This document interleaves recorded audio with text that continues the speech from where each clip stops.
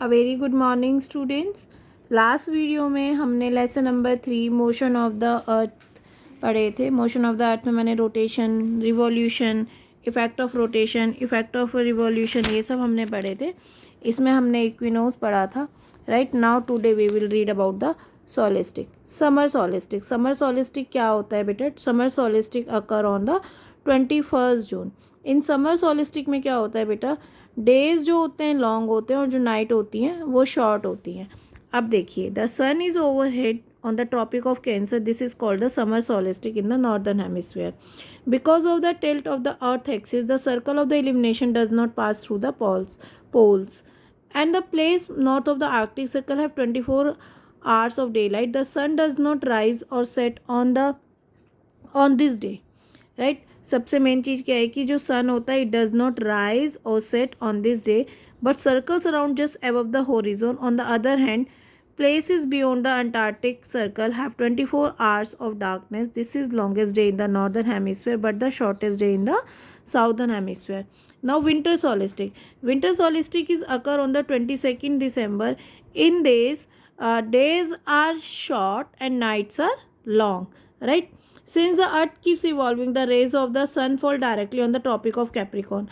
हमने जो पढ़ा था समर सोलिस्टिक में, हमने पढ़ा था कि जो sun is over headed on the Tropic of Cancer but here the rays of the sun fall directly on the Tropic of Capricorn on 22 December. This is the longest day in the southern hemisphere but the shortest day in the northern hemisphere. Opposite हो जाता है. जैसे वहाँ पे हमने पढ़ा था कि longest day in the northern hemisphere and the shortest day in the southern hemisphere. As well as in winters में क्या होता है? Longest day in the southern hemisphere and shortest day in the northern hemisphere. It is summer solstice for the southern hemisphere and winter solstice for the northern hemisphere.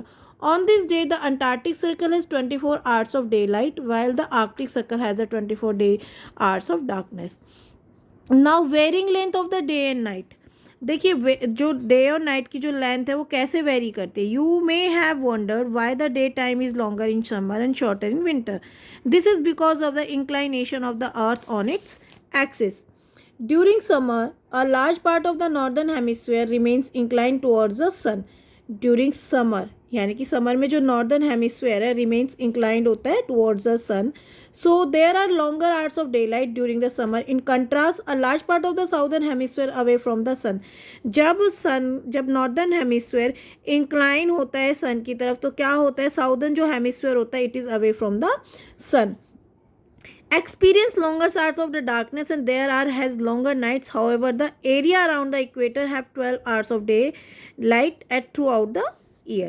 Right? ये हम देख सकते हैं इक्विनोसिस सोलिस्टिक का ये हमारा डायग्राम है. That you can have a practice and we can give you in a activity also. Right now, thank you for all.